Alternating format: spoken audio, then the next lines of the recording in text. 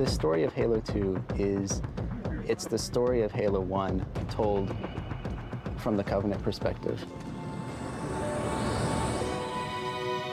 Halo's story is one about salvation. It's a story of warriors with not a lot of options who have their backs up against the wall. How much further must we heft this baggage? In Halo 1, we focused on the humans' perspective, their fate at the hands of the Covenant, but we never really got too much into the Covenant side of the story itself. Arbiter is a real challenge to the story because he's not the chief, he's not human. Release the prisoner. As the player at the start of the game, you don't realize that you're actually going to play this elite general who's been disgraced, but you get this quick glimpse at, that's the flip side of what happened to the Covenant at the end of the first game. Halo's destruction was your error, and you rightly bear the blame. But ultimately, the terms of your execution are up to me. I am already dead. A couple levels into the game, you realize, oh my God, I get to play this guy. People identify with humans. People care about humans more. So we really have to put the Arbiter in a position in the story where he matters and where the player cares about him. You want to look at this guy and you want to see that, wow, he's just as cool as the Master Chief.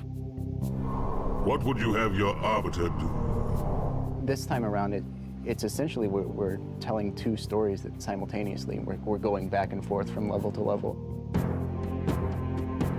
Way over 90% of the time, there's going to be the player who's not paying any attention to the story. He's writing his own story. It's basically just an action movie.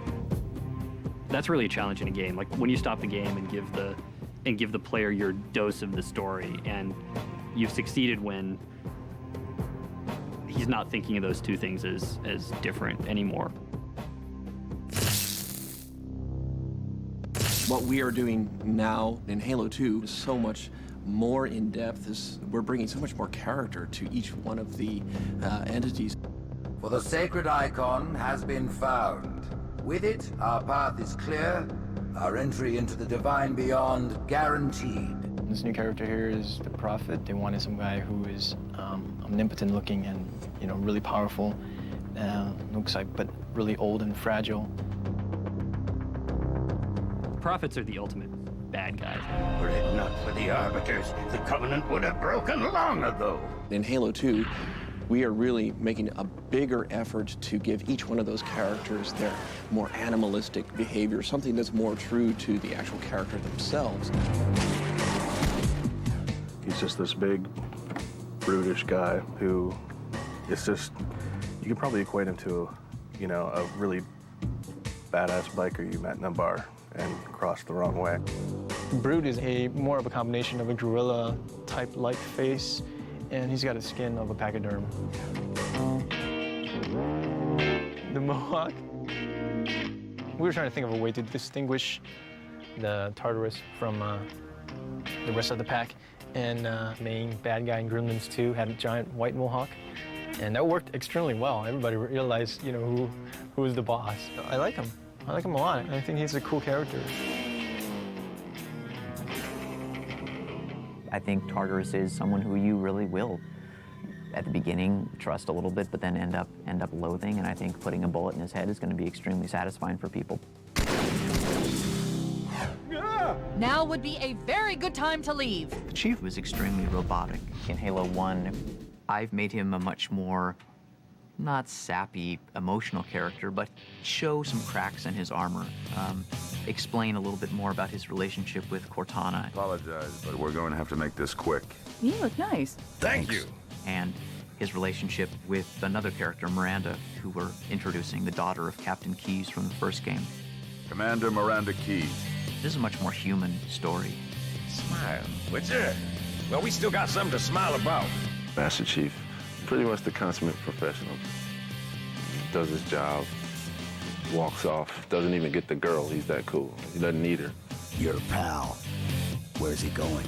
This game's about making a hero of everybody who picks it up. I'm really excited about the moment where the player puts down the controller and says, oh man, that was so awesome. I just beat the crap out of him. We're going in. Get tactical, Marines! And it's just fun. It's a great universe. I mean, I don't know if I'd want to live there, but it's fun to visit. Oh, I know what the ladies like. Stay down!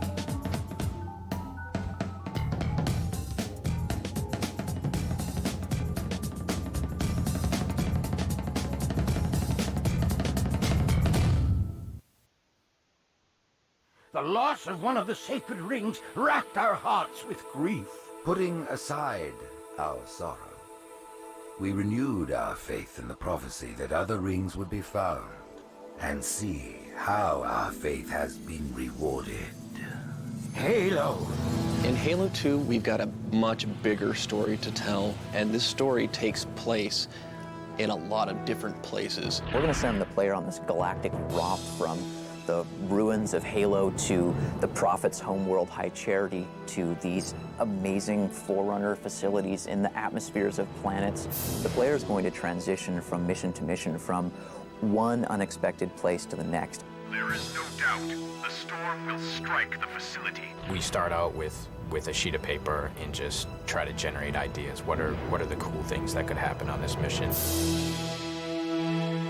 We'll bang our heads against the whiteboard and we'll call each other assholes, and that's crazy, and we can't do that, before we cobble together some unified plan which is going to work for the entire level. There's all this sort of high-level stuff. When you get into building it, you gotta have good encounters. You gotta have good arcing fiction on a 3 to 5 encounter basis.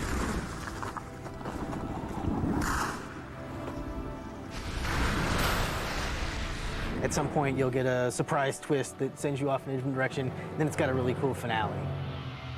Oracle, what is Halo's purpose? It's building an encounter that always keeps people thinking. It's a pretty big challenge. Is there anything actually going on in the room before I get there? Are guys just sort of patrolling? Is there another fight going on? You know, or a flood gonna bust through? There's a lot of tricks you try and employ. We want the player to feel like they're choosing to go in a direction even when we're forcing them to. We guide the player with texture, with lighting, with AI, with sound. We obviously want to make it so that there are multiple paths through this space. Every single one of those areas had to be modeled by an artist. I mean, there's someone went in there, and for every single wall you see, every single floor, every single light, every single piece of glass, like there was an artist there. Someone had to go through and make all that. What I like most about Halo is that we don't build encounters and our AI doesn't act in a way that is very predictable. So AI stands for artificial intelligence. Artificial intelligence is simply the discipline that tries to simulate intelligent processes. What we're literally doing is taking these characters and we're writing a piece of software that acts as their brain. It really is all about, when this happens, do this. When this other thing happens, do this. That's a lot where the designers and artists step in, is deciding, well, we have all this cool technology, how are we going to use it? And how are you going to create this experience that the player can understand, that when, he sees a certain type of thing, that if he shoots it, it's going to blow up and he's going to be able to destroy it and pass through it. Most of the Halo world is not destructible. You have to walk a fine line in deciding what things are going to be destructible and what's going to match the player's expectations for what's destroyable. When someone says, hey, the whole world is destructible, that's great. We've done our job. We've made them believe that. So that kind of thing really excites me, is being able to create a real environment and not take shortcuts and not fake things, and actually just get in there and really try to make it a real place and a real exciting place for people to go.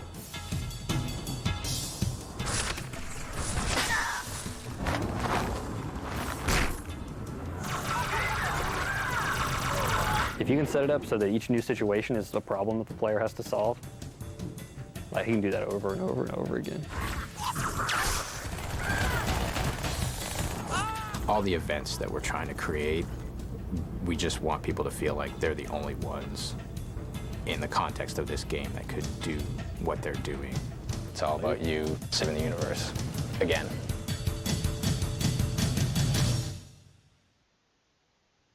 I think the days are gone where the guys say, honey, I'm going over to Jeff's house to go play cards. Now it's, honey, I'm headed over to Jeff's house to go play Halo.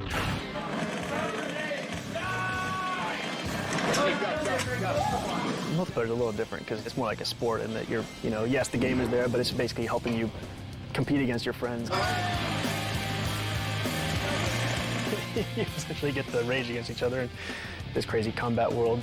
It's always fresh. Your opponents are always new, and they are always adapting. Super addictive. We played it every single night for 1 year. We actually kind of went out on a limb with Halo 2. We've designed each one of our multiplayer maps so they fit within the single-player settings. So you could look at any of our maps and you could say, wait, I know that location.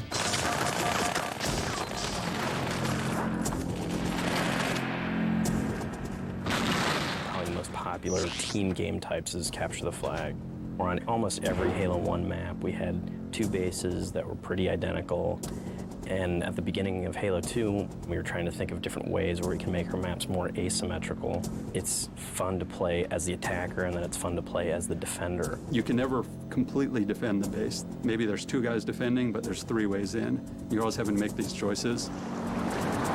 So the attackers start on the beach, and we give the attacker a warthog and 2 ghosts.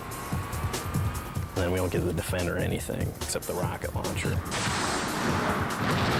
And the beach is separated from the main complex by this seawall, so it gives the attackers a home, and then the defenders also have their base, which is their home. And then the vehicles have to come in through this one gate. The rocket launcher guy usually likes to get into position to attack that gate. The HUD is the heads-up display. Let's say I'm in a firefight and I'm firing my weapon, and if I'm taking damage, the indicator turns red, so I can instantly see if my teammates are in trouble. And if one of them was to die, my friend there is dead. He shows up with a big red X over his head. Now, there's been many times I've been in a game and I'll be following my buddies right into go get the flag, and then all of a sudden I'll see all these red X's appear on my screen. I'll go, you know, maybe now is not a good time to run through that door.